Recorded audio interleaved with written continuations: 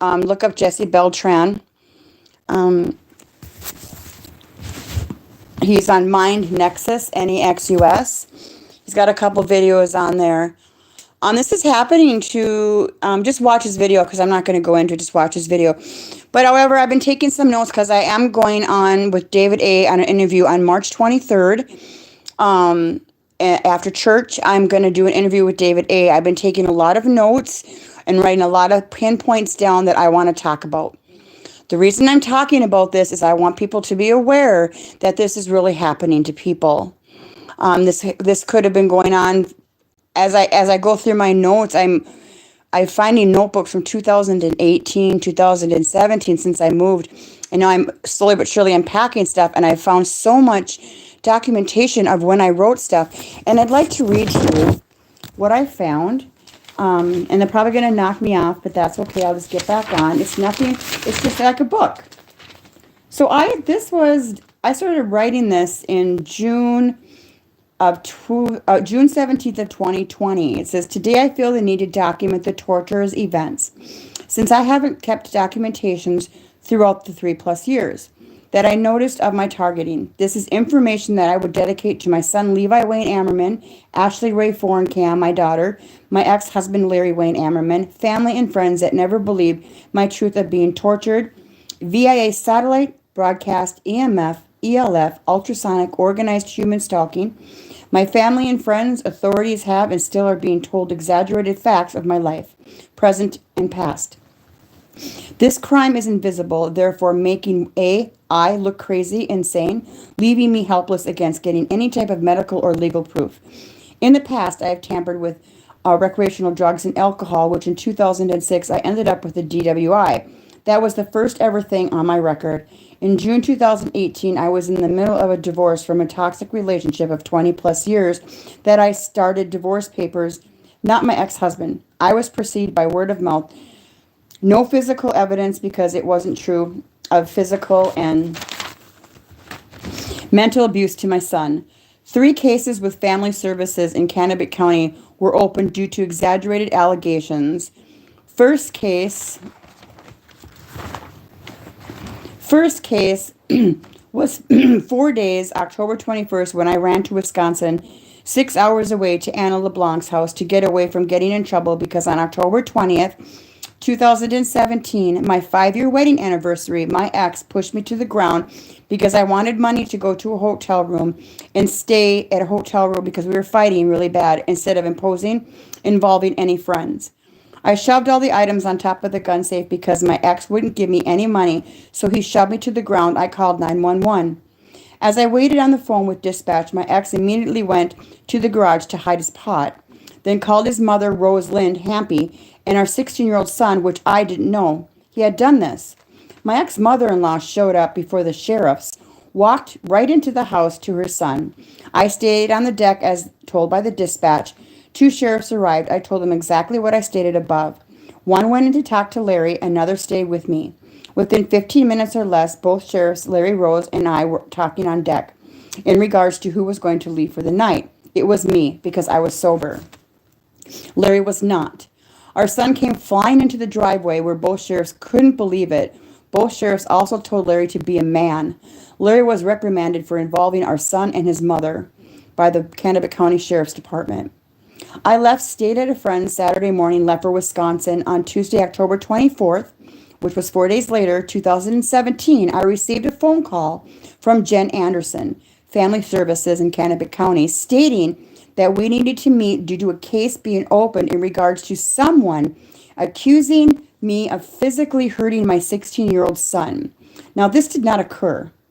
That evening, 4 hours after trying to again reach my ex-husband, who never apologized nor gave a poop if I was okay.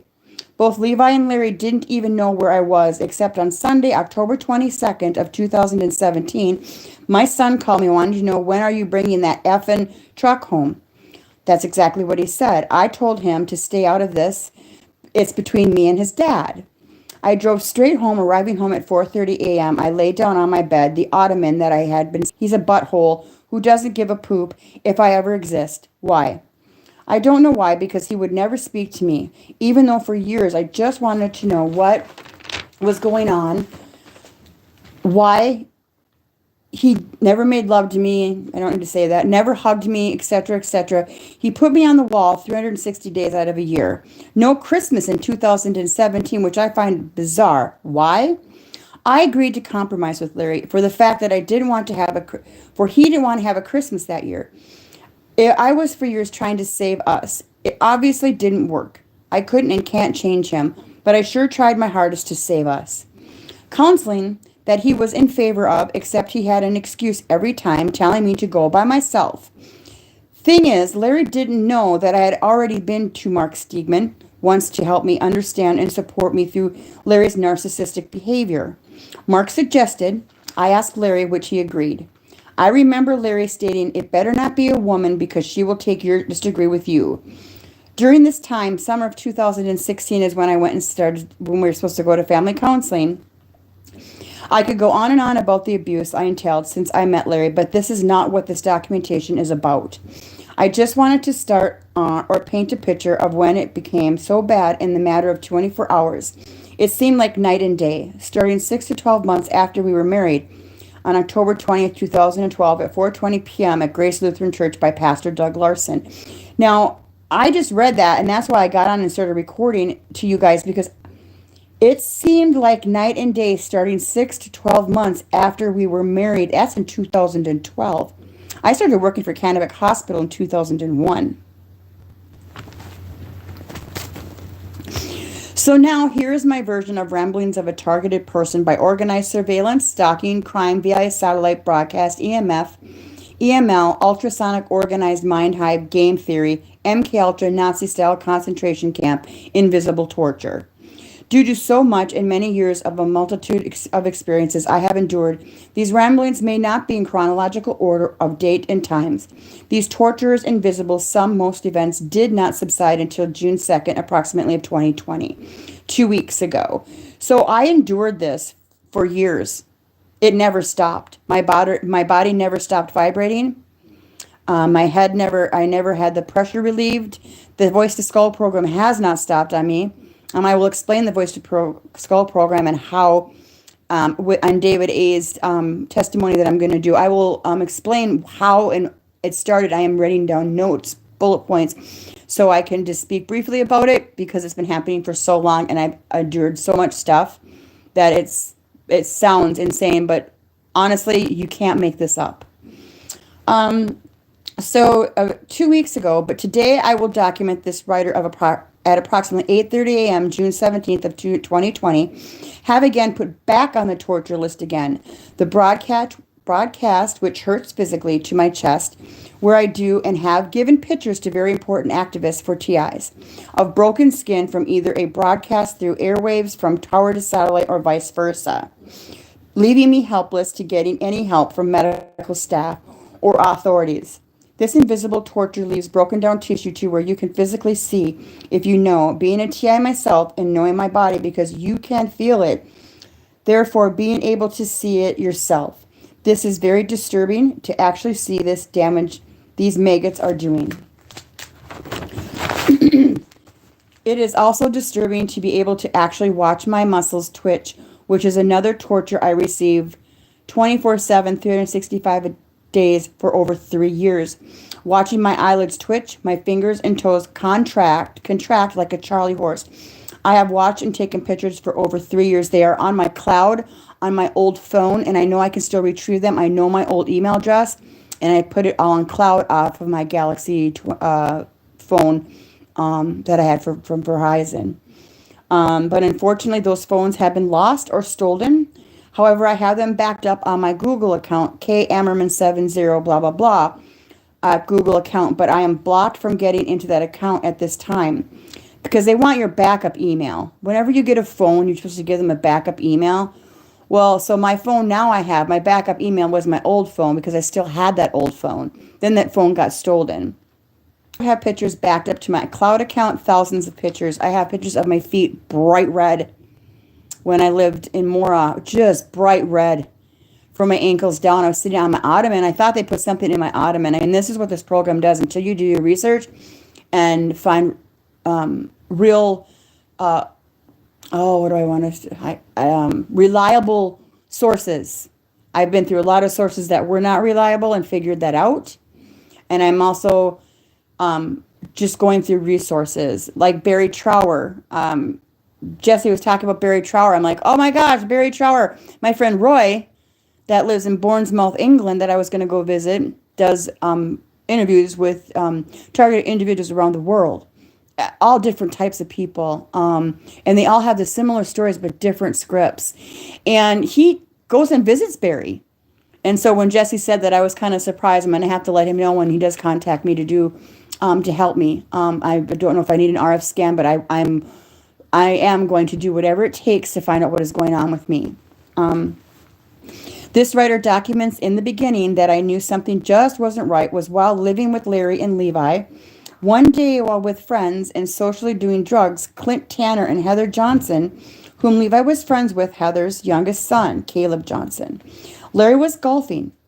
I experienced this euphoria that later on I realized due to me knowing when I was to know what was going on, because it wasn't drug use or alcohol, for I was being tortured before, during, and after my using anything.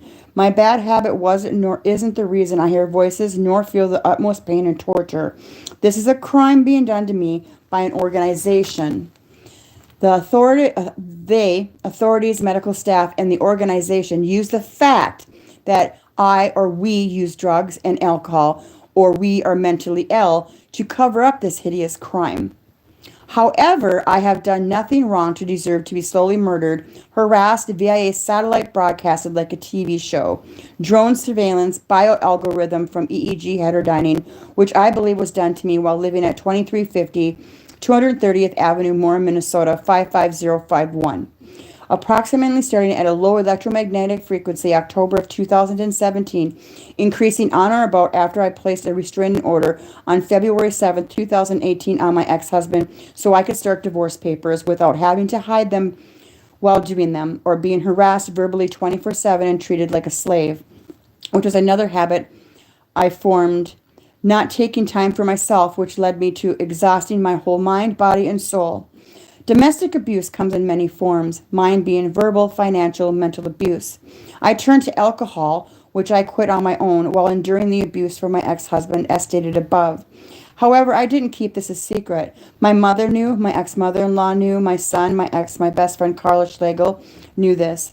I quit on my own because it wasn't me. I knew that. Being the fact I was exhausted every day from being Larry's slave and working 40 hours a week, I had no friends, but I did meet meth users that seemed as they cared, liked and actually helped me out when needed.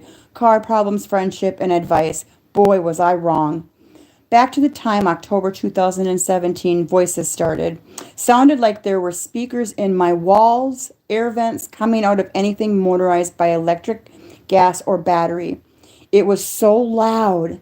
These voices were of family and friends, naming a few: Ashley, Carla Schlegel, Ashley, my daughter, Carrie Tetnowski, now Brown, Jacob, Carrie Tetnowski's son, Carla Schlegel, too, Darwin Tetnowski, a couple of young girls, Jessica Humphrey, Monica Baumhofer, a man with a deep voice who sounds very upset with I don't know what. These types of crimes can also involve voice morphing. That is where they or a supercomputer can record others, then play back via V2K, which is called voice to skull, broadcast like a record player, playing the same verbiage over and over according to the readings of your bioalgorithms, emotions, your activities, your heart rate, your blood pressure, your movements, turning left, right, sitting, standing, etc., how fast your pace is as well. Back to page 6, paragraph 1. I was wanting to clean my van, the green one. Larry was golfing. I was being watched. I remember seeing holograms